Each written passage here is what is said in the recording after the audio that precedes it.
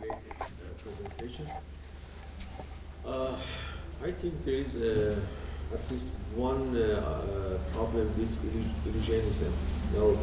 They said, okay, all type of phenomenal consciousness is illusion.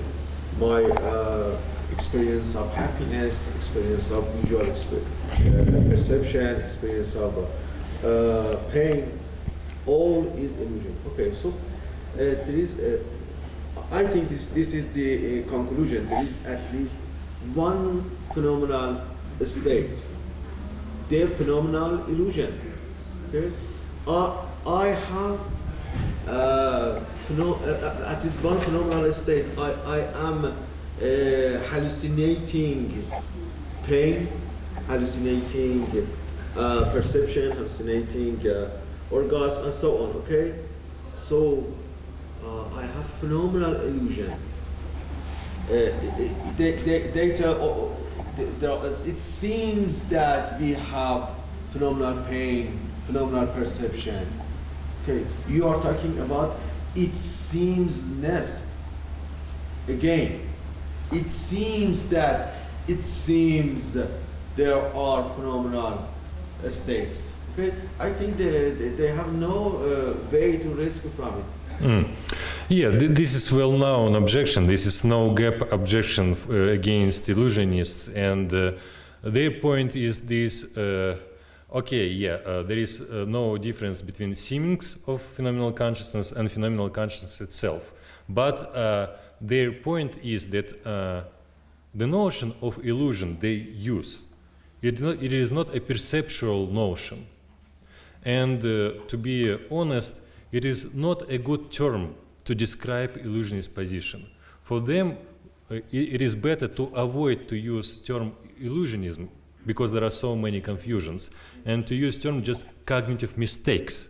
So we have phenomenal judgments, and phenomenal judgments, they refer to my objective physical internal states, but these internal states lack any phenomenal features.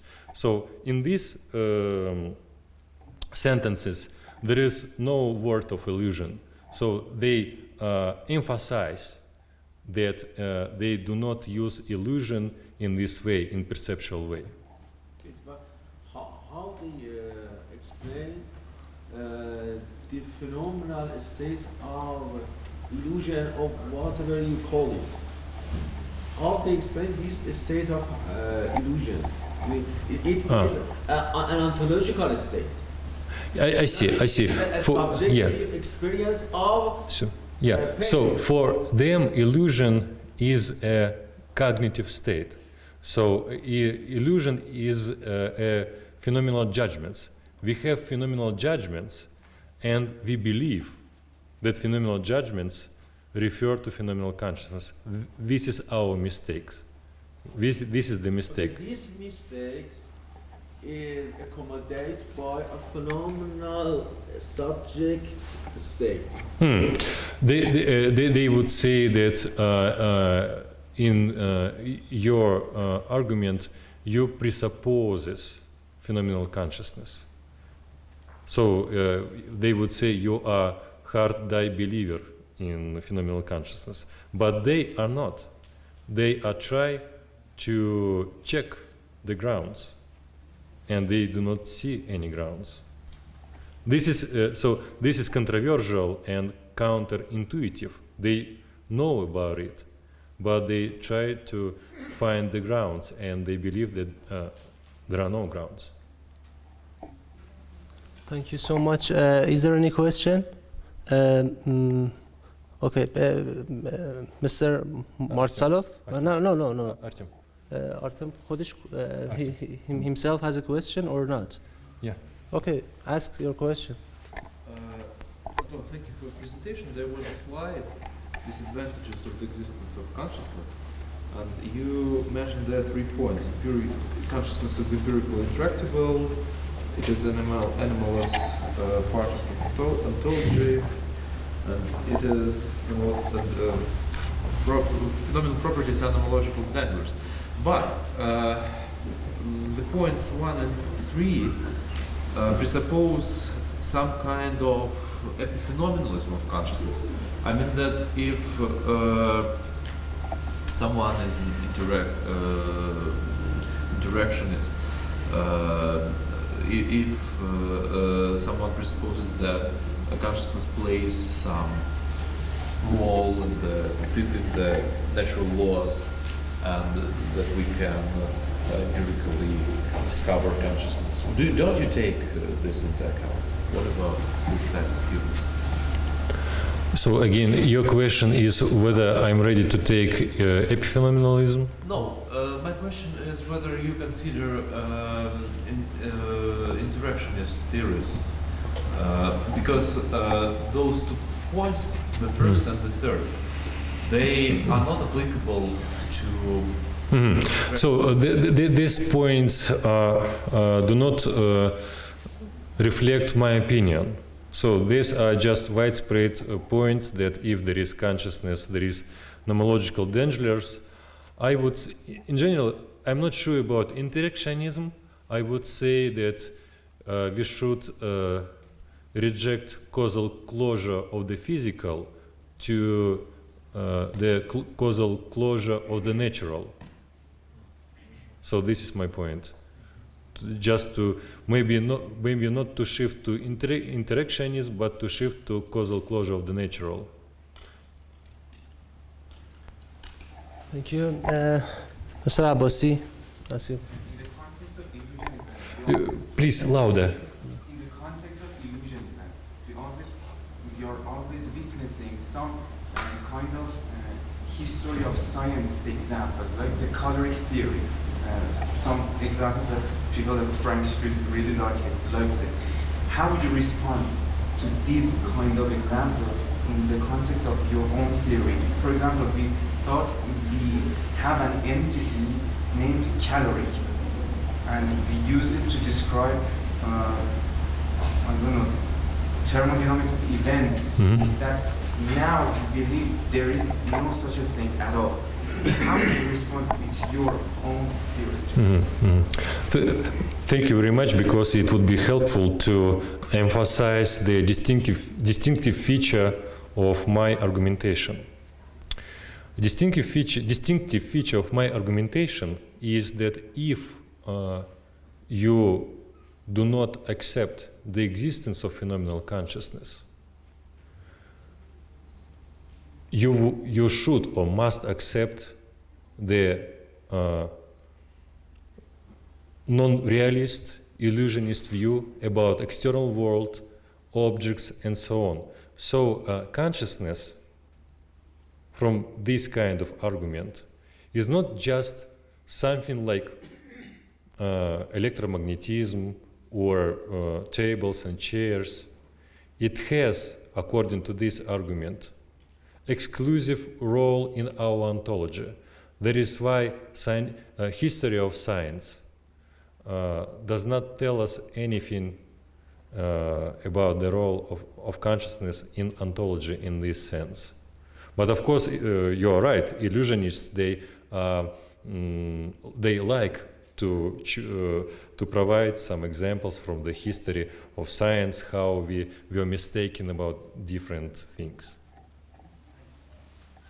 Thank you. We have 2 other questions. Mr. with the white shirt, please. How can we believe? Please louder. How can we believe in illusionism without existence of phenomenal consciousness? So, look, the general idea is the following. We all have computers, phones, so we have nowadays systems of artificial intelligence, yes?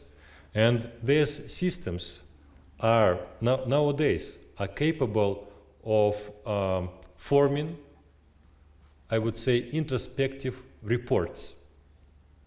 So there are many systems which are able to produce introspective reports without any phenomenal consciousness.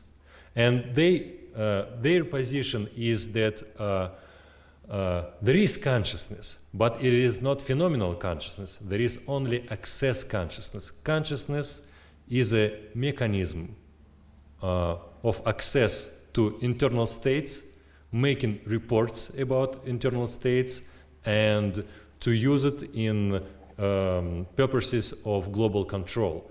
So they try to use more neutral account of consciousness. This is kind of relevant to artificial intelligence systems, for example. But this reading of consciousness based on somehow a logical and mathematical point of view.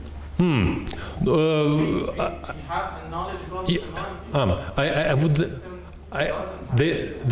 They wouldn't say this. They wouldn't say this because they are well aware about computational restrictions, limitations, and problems around the consciousness. And they would, for example, Dan Dennett, he is not a computationalist about consciousness. His position is teleofunctionalism. So he understands consciousness by its biological functions, but not by computations. So consciousness arises from the computational complexity, and maybe we will never know how it arises, and maybe artificial consciousness will be here by coincidence, but not by our rational efforts. Okay, thank you. There is any question? Okay, Mr. Please. So my question is, in arguing a case for the existence of consciousness, right? My question, for example, in the coffee tasters argument, which is against the existence of consciousness, right? So I'm trying to ask, all right, is this, and you said it's not persuasive, so I'm going to ask if we can have another argument for that. When you are, for example, wondering about the taste of coffee after drinking it, right? So aren't you thinking about a representation of an experience? So we have the present sense of experience, the way its presence itself to you, so to say. Okay, so isn't this a problem of representation again? And another point that I would like to add is in accounts provided by the patient, by schizophrenic patients, right? And I think there might be some similarities with those accounts and the ideas of illusionists, some heightened sense of self, too much introspection, doubting everything and so on. So couldn't we say that this prevalent idea of illusionism is in fact itself a problem of attending to this problem? I would say it sounds sympathetic for me, and I would say we should be careful about empirical data, but works of Victor Lamé and his recurrent processing theory have shown some grounds that we still have consciousness even though we are not able to introspect it, to make reports. So it is a matter of empirical discussion, but it is plausible. Your first question, I think you are right, and many philosophers stressed this point that actually in coffee tasters case and other cases, we are representing states which happened in the past, and this is again the problem. I agree. Thank you. I have myself a question. Sorry for the length. My question is about your last slide that describes your final position, that is a quietistic dualism. How can you stay in an inconclusive state? It is absurd for me. What is your intentions for the next steps? What are your positive grounds for your next step in ontology? Thank you. Okay. First of all, existence of consciousness is a very positive thing. First of all, actually, you're right, and I'm at this moment of my philosophical studies and research uncertain about what the track I should choose, because I have some doubts that usual ways like dualism, physicalism, and other ways, actually I do not understand them at this moment. I can tell to my students what is dualism, what is physicalism, but now I doubt that their positions should be discussable in ontology in general. That's why I need to take a break and think. That's so virtuous. I think it's so. It shows your humility in the accepting the ideas. Thank you so much. Thank you. Thank you, Anton.